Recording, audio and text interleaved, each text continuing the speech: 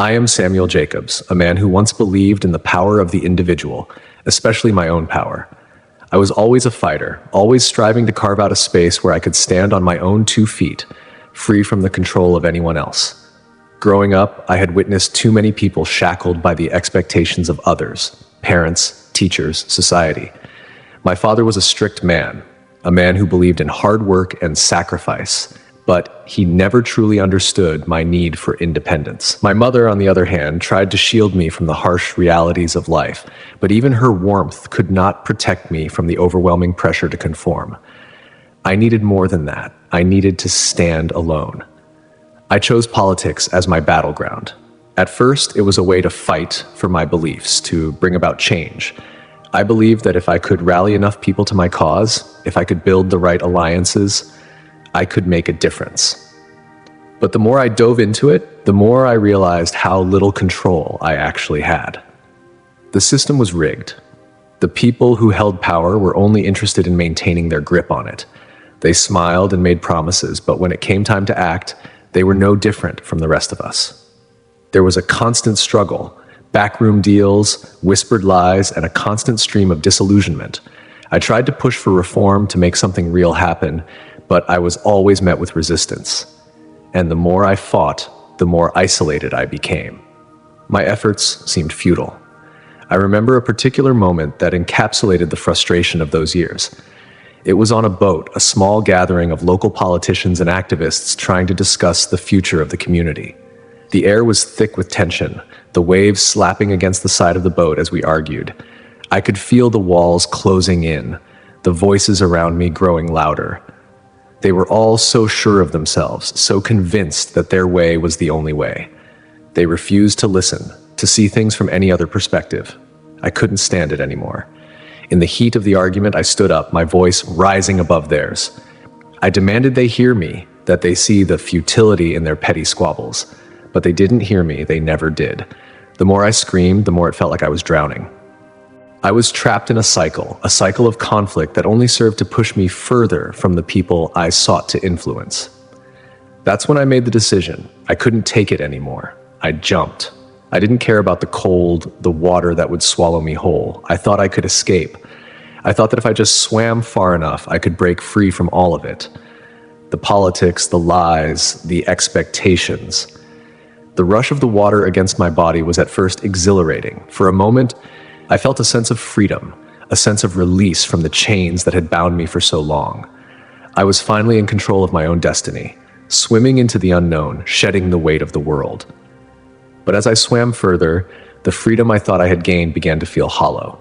The water around me, once invigorating, began to feel like a cold, oppressive force. My limbs grew tired, my chest tightening with each stroke. I realized then, as I looked back at the boat, that I wasn't escaping anything. I was just running away. I had always prided myself on my independence, but now, in this moment, I saw how much that very independence had isolated me.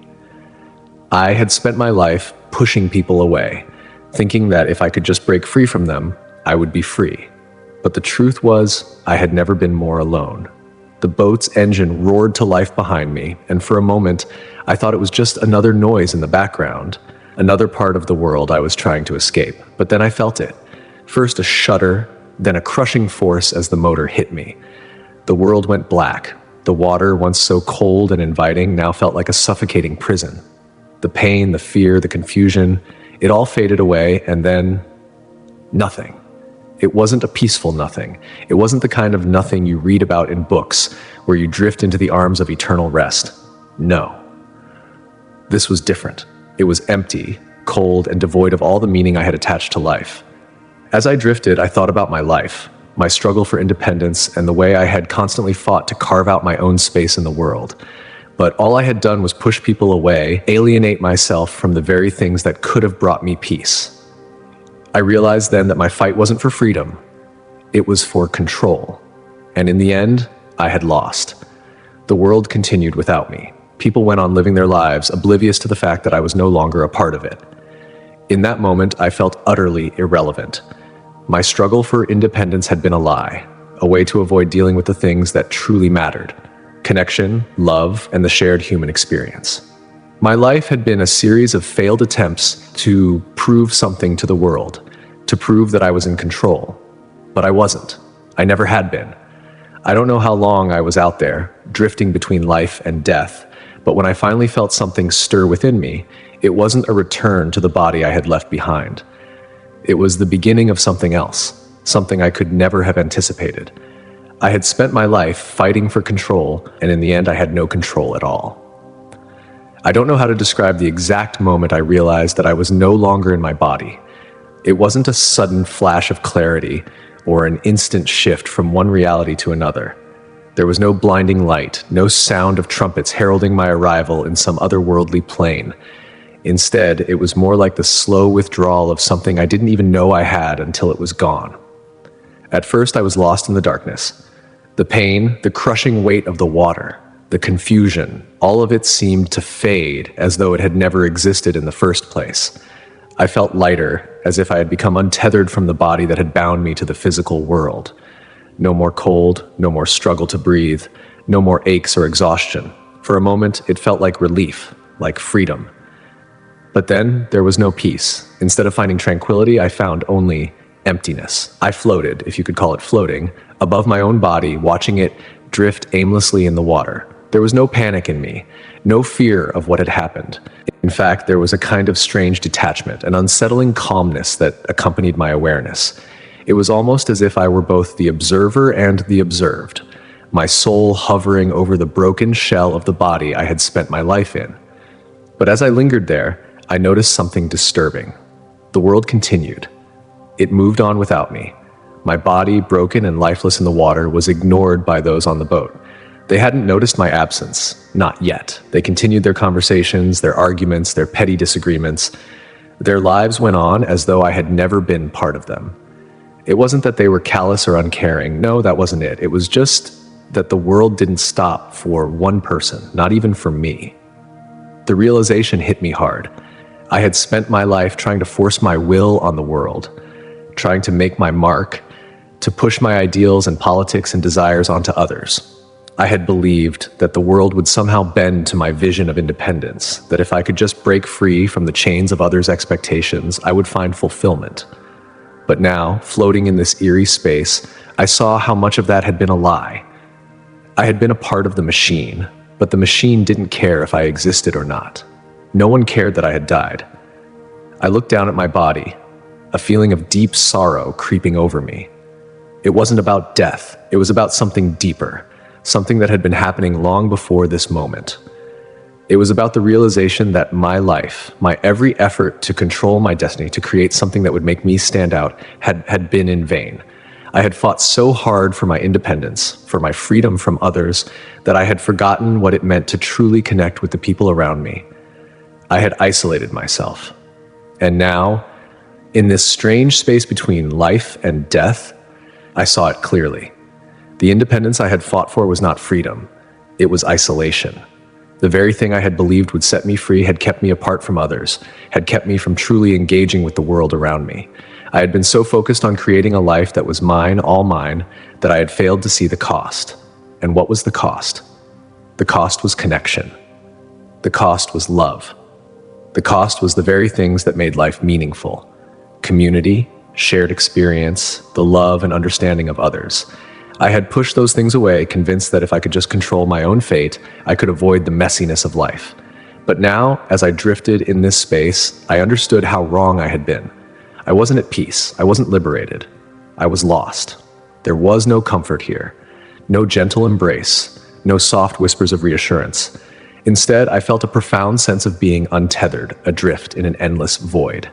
The world I had left behind, the arguments, the campaigns, the politics I had invested so much of myself in, all seemed so trivial now. The boat, the people on it, the debates over which policy would fix this or that issue, all of it seemed so small, so insignificant in the grand scheme of things. And yet, I realized something else as I continued to float in this disembodied state. The world below me, my world, was not cruel. It wasn't evil. It wasn't that everyone had ignored me on purpose. No, it was that I had been so caught up in my own quest for autonomy that I had missed the point of it all. I had placed my desire for independence above everything else, including my connection with the people I was supposed to serve, the people I was supposed to love. It wasn't just the world that was moving on without me. It was that I had built my life in such a way that I had removed myself from it. I had believed in the illusion of control, and in doing so, I had created the very isolation that now engulfed me. And then something strange began to happen. As I lingered, drifting above the world, the sensations I had come to associate with living, those feelings of love, connection, joy, even sorrow, began to feel distant. They were like echoes, reverberations of a life I had once lived, but now could no longer access. The more I floated, the more I realized that these feelings were not just fading, they were being replaced by something else, something darker. I was beginning to understand. This place, this transition, wasn't just an escape from the body. It was a revelation, a stripping away of everything I thought I knew about myself. I had built my identity on the belief that independence was the highest virtue. But now, in this disembodied state, I realized the cost of that belief. The cost was not just my body, but my soul. I had spent my life searching for control, for autonomy, but in the process I had abandoned the things that truly mattered: relationship, love, connection with others. I had focused so intensely on breaking free from the constraints of others that I had failed to recognize the one truth that could have set me free. True freedom comes not from isolation, but from community. But at that moment, there was no way to turn back. I was already too far gone, already drifting further from the world I had known. The regret I felt wasn't just about my life, it was about what I had missed. The relationships I had ignored, the love I had rejected in favor of my own personal agenda, the world, the people, the politics I had once fought for. All of it seemed so insignificant now, and as I floated further away from my body, I began to feel a rising sense of dread. The peace I had hoped for, the freedom I had longed for, it was not here. There was no peace in isolation, there was only emptiness. And then, amidst the darkness, I felt something else, a pull, a direction. A force that seemed to call me forward into something unknown, something that would reveal the next stage of this strange journey. But whether it was a call to peace or another step toward realization, I could not yet tell. The pull was subtle at first, like a whisper against my mind. It wasn't a loud call, but something softer, more insistent, like a presence that was aware of me before I even became aware of it. As I drifted through the endless space, unable to grasp any of the familiar sensations of life, I felt the shift in the air, or rather, in the absence of air. Something began to take shape ahead of me. At first, it was only light, a radiant, blinding light that seemed to exist outside the bounds of time and space. I thought to myself, this must be it. This must be the peace I've been searching for. The light, beautiful and otherworldly, beckoned me, and instinctively, I moved toward it, eager to escape the suffocating void I had been floating in. It was as though the light itself was calling me home. But as I drew nearer, I saw something unexpected. The light did not remain a mere blaze of radiance. It began to form into something, a figure, a presence. My heart, if it was still capable of such things, seemed to tighten in my chest. The form before me became clearer, and I realized with a start that it was a person. It was Jesus. But he was different from the image I had carried in my mind. There was no crown of glory upon his head, no soft smile of unconditional love.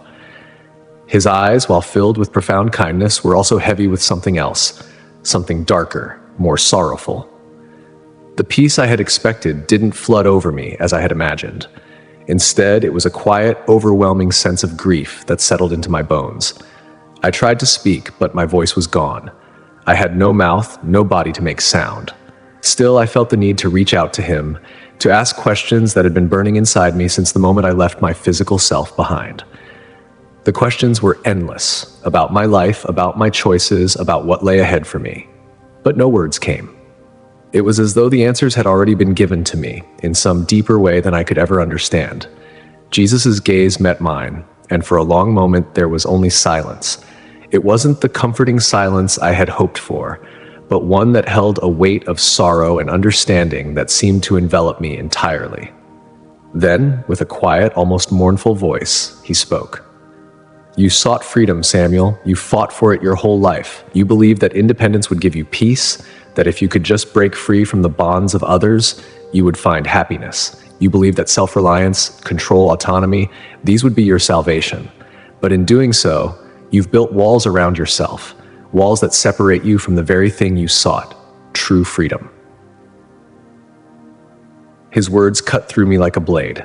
There was no judgment in his voice, no anger, just sorrow. It wasn't the condemnation of a righteous figure scolding a sinner, but the quiet, painful understanding of someone who had seen the truth of my life and of my missteps.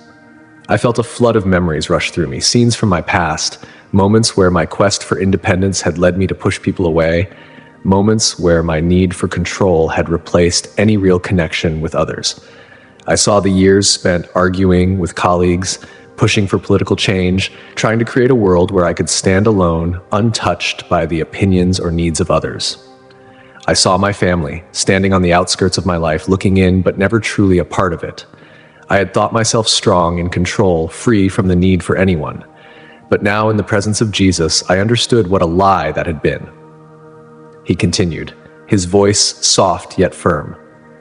You thought you could shape the world with your own hands, Samuel. You thought that if you could just control your surroundings, if you could distance yourself from the messy entanglements of other people's lives, you would find freedom. But real freedom, the kind that heals the world, the kind that brings peace, isn't found in isolation. It's found in love, in community, in connection. The weight of his words settled heavily on me. I had thought my independence was a path to fulfillment, that being able to stand alone would make me whole. But now I saw that I had misunderstood everything. The freedom I sought was never about escaping the world. It was about engaging with it. It was about breaking down the walls I had built around myself and learning to love, not just from a distance, but up close, with vulnerability and understanding.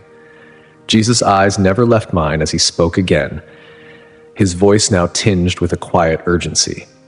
You must understand, Samuel, the freedom you sought, this false independence, it has made you blind. It has made you numb to the cries of those around you, to the suffering that exists in the world. Your desire for autonomy has created divisions, not only between you and others, but between you and the world itself. And as you continue to isolate yourself, you also isolate those you could have helped. I wanted to protest, to explain myself, to tell him that I had tried. But no words came. Instead, I saw the faces of the people I had fought for, the people I had intended to help. I saw the politicians I had debated, the people I had tried to change through my work, the individuals who had fallen through the cracks of the very system I had believed in. They were all lost, all swept up in the same cycle of division that I had perpetuated with my own beliefs. His words stung with a sharpness that I could not escape, and for the first time, I began to understand the depth of my mistake. I had believed that the world could be changed through control, through autonomy, through a single person pushing against the tide. But the truth was that I had become part of the tide of selfishness, of self-interest, of isolation. And in that tide, I had lost my way. Jesus paused, his gaze never leaving mine, as though waiting for me to truly grasp what he was saying. I could feel the weight of my past decisions bearing down on me, and in that moment, it felt as though all my years of fighting for control were nothing but dust scattered in the wind. Finally, he spoke once more, his voice softer now, but with an undeniable finality. You cannot find true freedom in isolation, Samuel.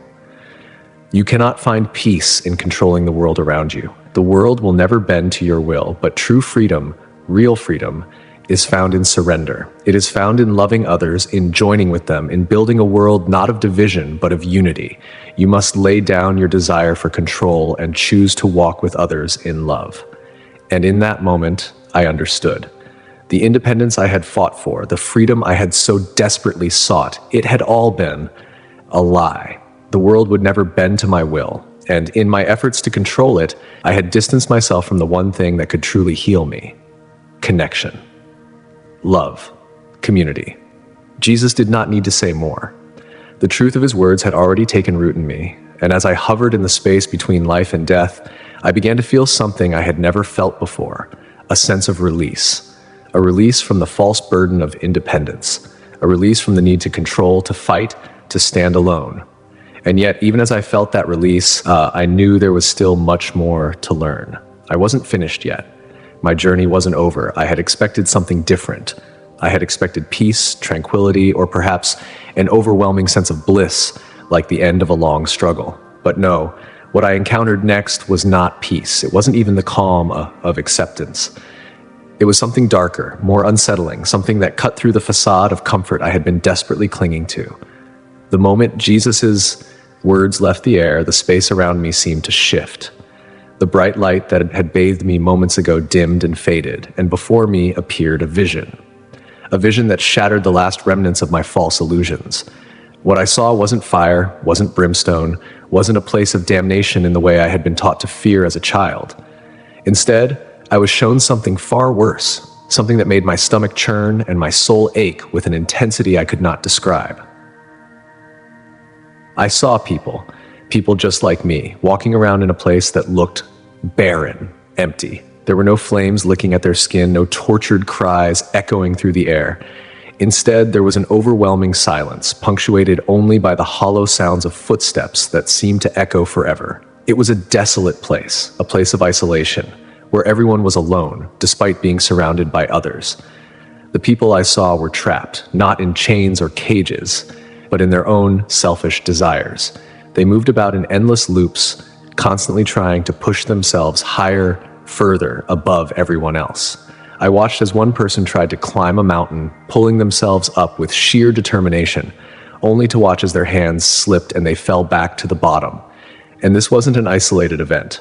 It was a pattern, an endless cycle of striving and failing, of reaching for something just out of their grasp, never able to truly connect, never able to truly achieve. I saw politicians. Yes, politicians, but they weren't the ones I recognized, the ones from my own world. These were distorted versions of them, figures who had risen to power through lies, through manipulation, through the desire for control, and yet they were trapped in a never-ending game of power struggles. Each of them sought to climb higher, to take more control, but every time they reached a new position, it was as if the ground beneath them cracked and they fell back into the chaos from which they had come. I could feel their desperation, their hunger for something that never satisfied. They weren't even fully aware of the other people around them. Everyone was too caught up in their own pursuit of independence, too lost in their own battle to rise above the rest. I saw no unity here, no sense of shared purpose.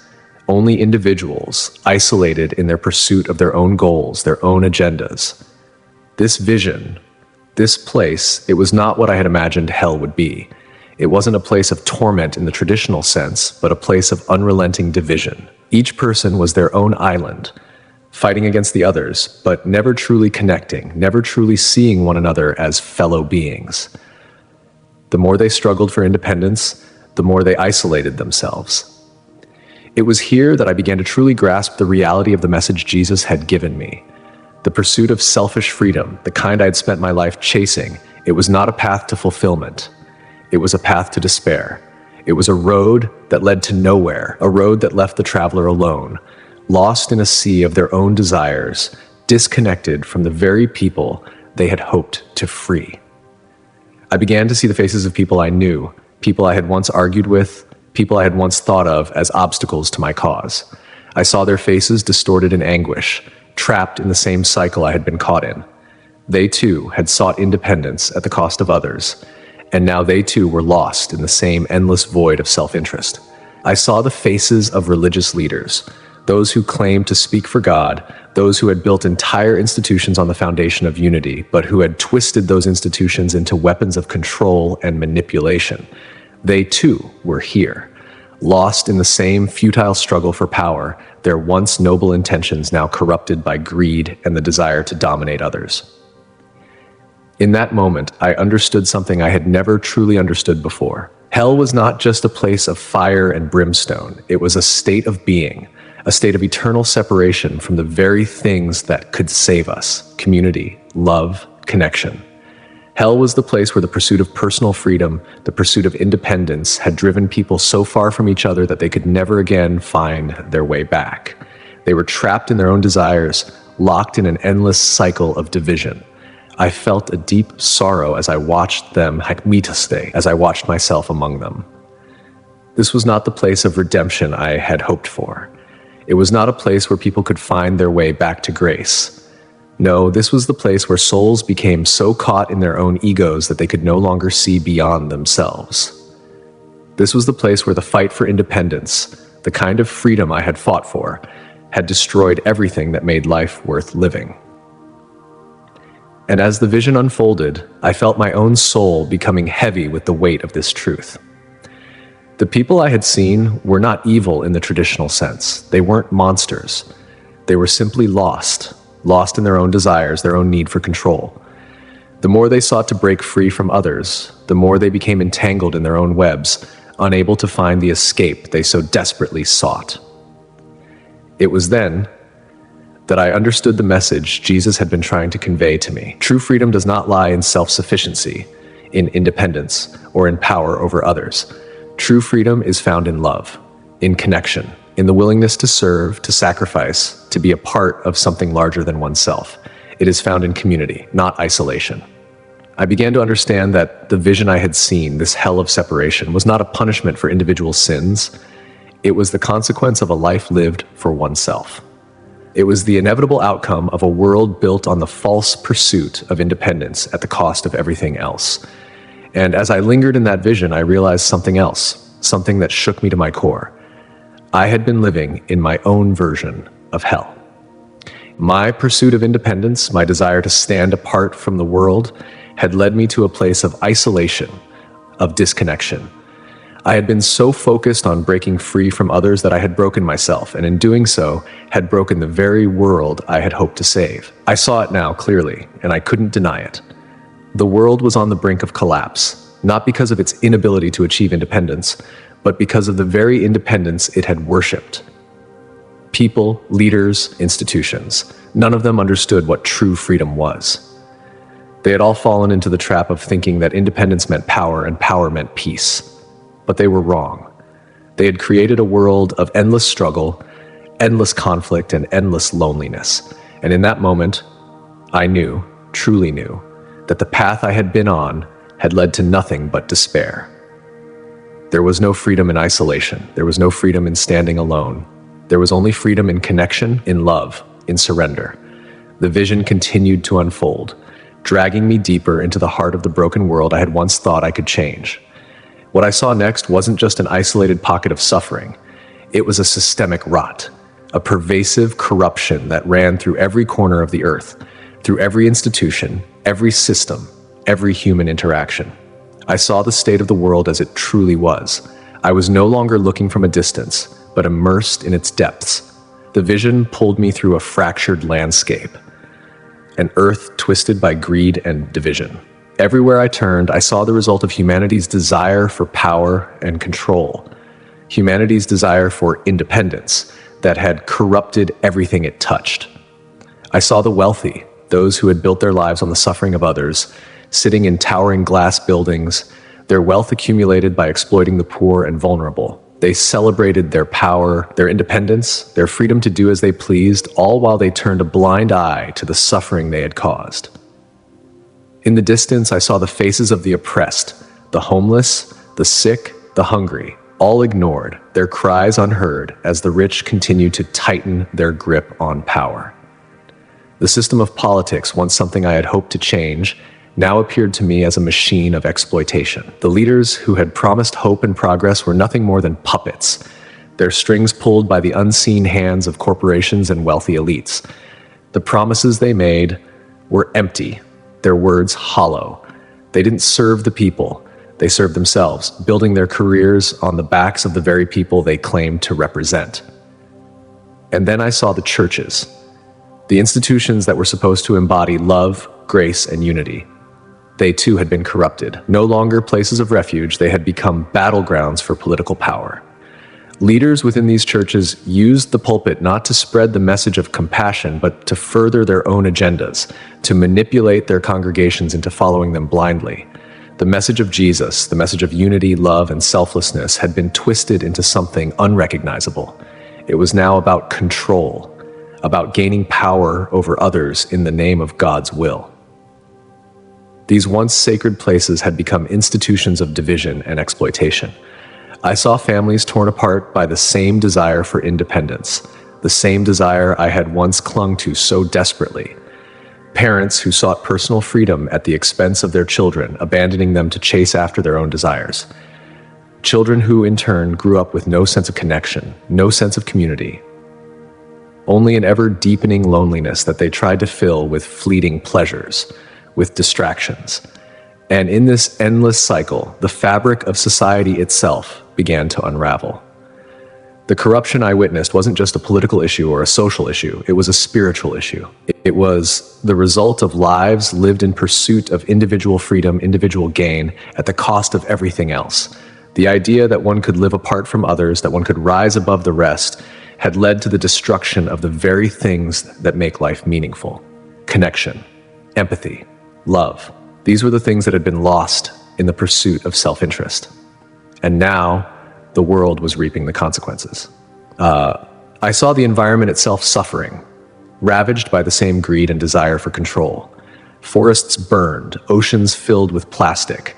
Wildlife became extinct at an unprecedented rate, all in the name of progress, all in the name of the unchecked pursuit of independence from the Earth's natural systems. The world was dying, not because of some cosmic force beyond our control, but because humanity had sought to dominate it, to bend it to our will, without understanding the interconnectedness of all things. As the vision continued, I was struck by how much of this corruption was justified by the same lie I had believed, that true freedom was the freedom to do whatever one wanted, to rise above others, to escape the responsibility of community and connection. I had once fought for this same freedom, but now I saw it for what it truly was, a destructive force that was tearing the world apart. This was the cost of the illusion of independence, the cost of believing that true freedom meant living apart from others, that it meant rejecting responsibility, rejecting the interconnectedness of all things. The world was broken because we had all embraced this lie, and we had built our systems, our governments, our economies, and our relationships on the shaky foundation of individualism. I saw the faces of those who had suffered because of this. The homeless people who had no place to go, the workers who had been exploited for cheap labor, the refugees who had fled from violence, only to be met with closed borders and indifference. The marginalized and oppressed were not just casualties of the system, they were its victims, trapped in the endless cycles of suffering caused by the world's obsession with independence. And then I understood fully. The world's systems were not broken by accident. They were broken by design. We had built a world that catered to the desires of the few, a world that was structured to protect the independence of those who already held power. The systems were rigged to keep the rich, rich, the powerful, powerful, and the oppressed, oppressed. The pursuit of independence, when it is pursued without care for others, becomes a force that drives people apart, that separates them from the very things they need to thrive: love, compassion, unity, community. The message of Jesus had never been more clear to me. True freedom was not about individual power. It was not about escaping responsibility. True freedom was about responsibility to others. It was about loving others, about seeing ourselves not as separate from one another, but as part of a greater whole. It was about creating systems of care, of compassion, of shared responsibility. It was about building a world where people didn't have to fight to survive, but could instead live in harmony with each other, with the earth, and with the divine. I was shown how the world's corruption had been enabled by the very ideals I had once believed in. The pursuit of independence, when taken to its extreme, becomes a force that tears apart the fabric of society. And I saw, with devastating clarity, that this was what had led to the breakdown of everything that was good and pure in the world. As the vision of Earth's corruption began to fade, I found myself drifting once again, caught between the vast expanse of truth and the weight of its revelation. The world I had once known was crumbling, not because of external forces, because of the seeds of division sown in the hearts of those who believed they could stand apart, who believed they could live independently, free from the responsibility to others. The pain and disillusionment I had felt in my own life, this bitter isolation that had seemed to define me, was not just my burden. It was a global condition, one that stretched across nations, religions, and communities. The realization hit me like a thunderclap. The fight for independence, when it was untethered from love, had destroyed everything. But just as the darkness threatened to consume me, I felt a shift. It wasn't the comforting warmth of peace that I had expected. No, it was something different, a presence, a voice. It was Jesus again, and this time, he did not appear in the soft light of compassion that had once filled my vision. His eyes were not filled with warmth, but sorrow, deep, profound sorrow that seemed to pierce right through me. "You see it now," he said, his voice heavy with grief. "You see the truth of your world, and it is a truth you have helped create." I had no words. How could I speak after all I had seen, after everything I had realized? How could I deny my own role in this? My own actions, driven by the very ideals of independence I had once cherished, had contributed to this broken world. Jesus continued, his voice tinged with urgency. "The world is on the brink of collapse, but it is not because the world cannot achieve independence. It is because it has misdirected its pursuit of freedom. The quest for self-centered independence, for a freedom that isolates, that divides, has torn the world apart." I could feel the weight of his words pressing on my chest, suffocating me. This was the truth I had feared, the one I had run from for so long. The belief I had clung to, that freedom meant the right to live for oneself, to be free from the demands of others, was the lie that had destroyed the world. It was the lie that had isolated me, and had isolated so many others. Jesus took a step closer, and though the sadness in his eyes did not fade, there was a glimmer of something else. Something almost imperceptible, like a flicker of hope. "You must return," he said softly. "The world needs you, and it needs many like you. Not to fight for independence, not to fight to stand apart, but to fight for true freedom, the kind that comes through unity, through love, through collective responsibility. You must share what you have seen, what you have learned. You must help others see that the true path to freedom is not through isolation, but through connection. You must call them back, call them to love one another as they have never loved before. Only then can the world be healed."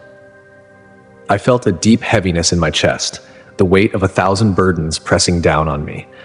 I had spent so many years fighting for my own freedom, for my own right to stand alone, to assert my independence against the world. And yet now I understood that this very fight had been my greatest folly. It had been a fight that had left me disconnected, adrift in a world of suffering and isolation. Jesus' voice broke through my spiraling thoughts, steady and clear. "True freedom," he said, "is not in the absence of responsibility. It is in the presence of love, of community, of service to others. It is not a freedom that comes from standing alone, but a freedom that comes from standing together, from being a part of something greater than yourself." The urgency in his voice struck me like a final resounding bell. It wasn't just the world that needed healing. It was every individual, every soul that had been deceived by the lie of independence. It was not just political systems that were broken. It was the very core of human existence that had been twisted, distorted by the pursuit of selfish freedom. And now the world was at a crossroads. "Return," Jesus urged once more, his voice heavy with an unspoken command. "Return to bring a message of love, of collective responsibility. The world does not need more independence. It needs more unity, more healing. You must teach others what you have learned, that true freedom is found not in isolation, but in connection with one another, in forgiveness, in selflessness." I could feel the weight of the world's suffering, the pain of all those who had been caught in the same endless cycle of seeking freedom from others, only to be trapped in their own isolation. And now the call was clear. I had to return. But how could I? How could I go back to the very world that had once rejected me, that had once made me feel so alone, so lost? But then, something inside me stirred, something I hadn't felt in a long time. It was a sense of purpose, of clarity. It wasn't about me anymore. It wasn't about my struggle for independence. It was about the world's struggle for connection, for healing, for unity. "I will return," I said, my voice trembling with a newfound conviction. "I will return, but only to help. Only to share what I have seen, what I have learned, only to show them the way, show them that true freedom is not about standing alone, but standing together." Jesus nodded, a hint of sadness in his eyes, but also a deep sense of understanding. You understand now. You must go back, and you must call others to the same truth. The world's greatest need is not for more independence, but for more love, for more community, and the time is running out. I felt a surge of energy, a pull, a force that seemed to lift me, a tug toward the world I had left behind. The heaviness of my own past, the disillusionment, the bitterness, it all began to fade as I was pulled away from that place. The truth I had seen, the lessons I had learned, would stay with me, and it was time to share them. As the vision of Jesus faded from my sight, I was left with a sense of purpose unlike anything I had ever known. I was going back, not to fight for myself, not to assert my independence, but to fight for something far greater. I was going back to fight for the freedom of the world, a freedom rooted in love, in responsibility, in connection. And it was a fight that I would not face alone. The transition from the vision back to reality was jarring, almost violent. I felt myself pulled, not gently, but with urgency, as if the universe itself were drawing me back, unwilling to let me linger in the peace I had found. The world that awaited me was no longer the same. There was no grand spiritual awakening, no heavenly choir to welcome me back. The moment I returned, I felt the sharp sting of pain, both physical and emotional. My body, broken, battered, and bruised, felt like a prison, and the weight of the world's injustices was heavier than ever before. Yet there was something else, something more profound, a renewed sense of purpose, a fire that burned within me, an unmistakable call to action that could not be ignored. I opened my eyes slowly, my surroundings coming into focus. I was in a hospital room. The sterile smell of antiseptic was overpowering, and the beeping of machines filled the space. I could feel the bandages on my body, the aches and sharp pains of a body that had been through something unimaginably brutal. But the pain didn't matter. It was nothing compared to the weight of the truth I had seen. Nothing compared to the responsibility that now lay on my shoulders. The world was broken, and it needed healing, and I had seen the way forward. Around me were doctors and nurses, all startled by the fact that I had even survived. I had been unconscious for days, they told me. My body had been shattered, multiple fractures, internal injuries, and the trauma of the accident. I should have been dead, they said. And yet, here I was, somehow alive. It was almost as though I had been born again. Physically, yes, I was in a fragile state, but spiritually, I felt stronger than ever before. The clarity from my visions, the message I had received, pulsed within me, urging me to act. I could no longer live for myself. I could no longer hold on to the illusion of independence that had led me to this point. My purpose was clear. I had to share the truth I had learned, a truth that was greater than any ideology or belief I had once held. I spent the next few days recovering, but during that time, I could think of nothing but the message that had been entrusted to me. I thought about the suffering I had seen, the faces of the oppressed, the marginalized, those whose lives were defined by a system that cared only for self-interest. I thought about the politicians, the leaders, the religious figures who, in their pursuit of power and control, had forgotten the true meaning of freedom, love, community, compassion. And I realized that it was no longer enough to just feel the pain. I had to do something. I had to speak. Once I was strong enough, I left the hospital. I knew that I had to go to the people I knew best, to start with those closest to me. I had to tell my family, my friends, the people in my community about what I had seen. I had to break the silence, to tell them about the corruption I had witnessed, the world's obsession with individual freedom, the political systems that served the powerful rather than the people, the churches that had become tools for manipulation rather than sanctuaries of love. I had to show them that the world didn't need more independence. It needed more unity, more love, more responsibility. I began with my family. The conversation was difficult, but it was necessary. I spoke to my wife and children, telling them about the visions I had experienced. I shared with them how I had once believed in independence, how I had fought for my own autonomy, my own right to stand alone. But now I saw that this had been a lie, one that had left me isolated, disconnected from the very people I cared about the most. I told them that the world was breaking because people were living for themselves, disconnected from one another, from the communities that could heal them. I spoke to them of the need for collective responsibility, for love, and for a new way forward, one that didn't reject others but embraced them. Not everyone understood. Some dismissed my words as the ramblings of a man who had gone through a traumatic experience. But there were others who listened, who saw the truth in my eyes, who felt the weight of my words. Slowly, my message began to spread. I spoke to my friends, my colleagues, anyone who would listen. I began sharing my story, not just of the accident, but of the deeper truth that I had learned. The truth that the world's greatest need was not more individualism, but more community, more love, more healing. I knew that I had to speak out about the broken systems I had once fought to change. I started speaking at local gatherings, at political forums, at church services, anywhere I could share my message. My words were a call to action. I spoke of the corruption in politics, of the false promises of freedom that had led to exploitation and division. I spoke of the churches that had lost their way, of religious leaders who had turned away from the message of Jesus in favor of power and control. I spoke of the need for a radical shift, a shift away from the pursuit of self-centered freedom toward a freedom that embraced others, a freedom that recognized our interconnectedness, a freedom that demanded collective responsibility. Some of the people I spoke to were angry. They didn't want to hear that their beliefs were wrong, that their fight for independence was misguided. But there were others who listened, who understood that the path they had been walking was leading them nowhere. They began to change their thinking, to rethink their priorities. They began to see that true freedom was not about escaping responsibility, but embracing it. It was about caring for one another, lifting each other up, and creating a world where everyone could thrive. As I continued to share my message, I felt a deep urgency. The world was on the brink of something terrible. I could feel it in the air, a sense of impending collapse that seemed to hang over everything. But there was also hope. There was a chance for change, a chance to rebuild what had been broken.